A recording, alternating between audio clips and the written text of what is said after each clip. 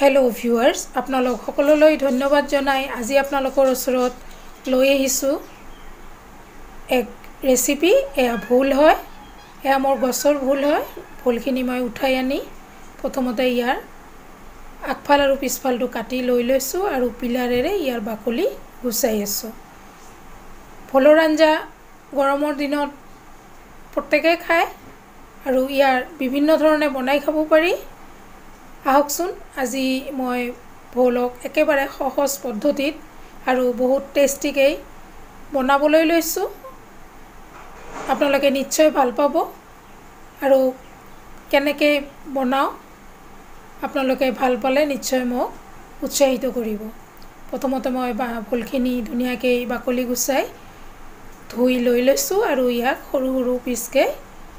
প্ৰথমতে টুকুৰা কৰিছো তাৰ পিছত সৰু সৰু পিচকে কাটি আছো আপোনালোকে ইতিমধ্যে যিসকলে মোৰ চেনেলটো সাবস্ক্ৰাইব কৰিছে আপোনালোক সকলোলৈ ধন্যবাদ আৰু যিসকলে নতুনকৈ চাই আছে আপোনালোকে লাইক কমেন্টছ আৰু শেয়াৰ কৰাৰ লগতে সাবস্ক্ৰাইব কৰি মোক আগবাঢ়ি যোৱাত সহায় কৰি দিব ইতিমধ্যে মোৰ ফুলখিনি কাটা হৈ গৈছে এয়া মই মিক্সিৰ বাটি এটা লৈ লৈছো তাতে নহৰু কেইফুটামান দুটা কেঁচা জলকীয়া আৰু এক ফাল পিয়াজ দি এয়া মই পেষ্ট কৰি লৈ লৈছো কেৰাহী বহাই দিছো কেৰাহী গৰম হওঁতে তাতে দি দিছো তেলখিনি গৰম হওঁতে তাতে এক ফাল পিয়াজ দি দিছো আৰু ইয়া পিয়াজখিনি মই লৰাই ভাজি আছো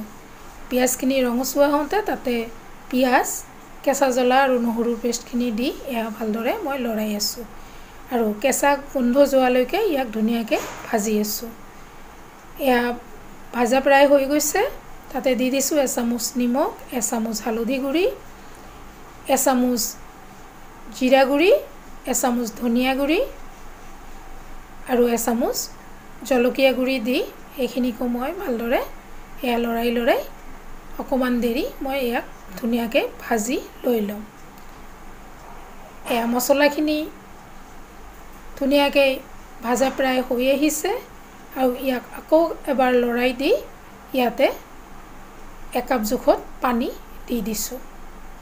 এয়া পানীখিনি দি ধুনীয়াকৈ মছলাখিনি মিলাই দি দিছো আৰু ইয়াক উতলিবলৈ দি থৈছো এয়া ধুনীয়াকৈ উতলি আহিছে আৰু তেল ওপঙি উঠিছে ইয়াতে মই মোৰ ৰৈ যোৱা মাছ আছিল কেইপিছমান তাকে দি দিছো এয়া মাছখিনি ভাজা আৰু এইখিনি মাছ দিয়াৰ পিছত এয়া মই হ'বলৈ দি দিছো চাওক মাছখিনি হৈ আহিছে আৰু ইয়াক এবাৰ ধুনীয়াকৈ লৰাই দি দিছো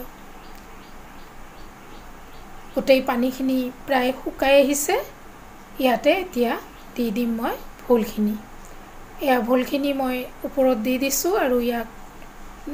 লৰোৱা নাই আৰু ইয়াক এতিয়া মই ঢাকি দি দিম এয়া 4 মিনিটমান পিছত ঢাকনাখন খুলি দিছো আৰু ভোলখিনিয়ে যথেষ্ট পানী এৰি দিয়া নাই এতিয়া অকমান পানী এৰি দিছে আৰু ইয়াক মই ওপৰৰ পৰা অকমান লৰাই দিছো যাতে এই তলৰ মাছখিনি লাগি নধৰে আৰু পানী উপঙি উঠালৈকে ইয়াক মই আকৌ এবাৰ ঢাকি দি দিছো এয়া এইবাৰ মই 3 মিনিটমান পিছত খুলি দিছো ঢাকনাখন আৰু এই ভোলখিনিয়ে যথেষ্ট পানী এৰি দিছে আৰু ইয়াক মই ধুনীয়াকৈ লৰাই দি আছো পানী এৰি দিয়াৰ পিছত মাছখিনি তলত লাগি ধৰা নাই আৰু সেই কাৰণে ইয়াক মই ধুনীয়াকৈ লৰাই দি মাছখিনি ওপৰলৈ উঠাই দি আছো এনেকৈ ভোলৰ আঞ্জাখন খাবলৈ বহুতে টেষ্টি হয় আৰু ভোলৰ আঞ্জাত সাধাৰণতে পানী দিব নালাগে কাৰণ ভোলৰ যথেষ্ট পানী থাকে এইখিনি দি ভালদৰে ইয়াক লৰাই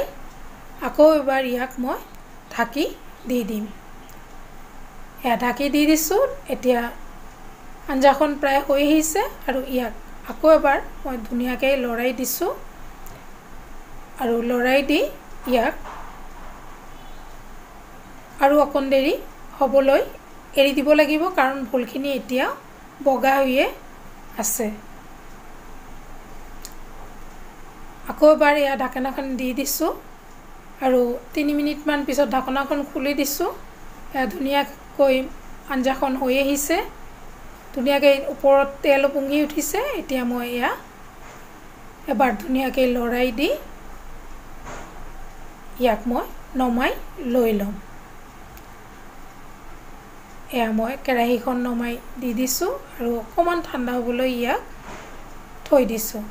অকণমান ঠাণ্ডা হোৱাৰ পিছত এয়া মই বাটি এটাত ইয়াক পৰিৱেশন কৰি আছোঁ আৰু চাওক পানী নিদিয়াকৈ ই যথেষ্টখিনি ধুনীয়াকৈ হৈ গৈছে আৰু এনেকৈ পানী নিদিয়াকৈ ভোলৰ আঞ্জা মাছৰ সৈতে বনালে বহুতে টেষ্টি হয় আৰু ই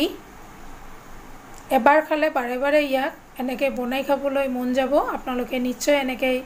চেষ্টা কৰিব আপোনালোকে নিশ্চয় ভাল পাব আপোনালোক সকলোলৈ ধন্যবাদ জনাই আজি ইয়াতে সামৰিছোঁ আৰু আগলৈ লগ পাম বুলি আশা ৰাখিছোঁ ধন্যবাদ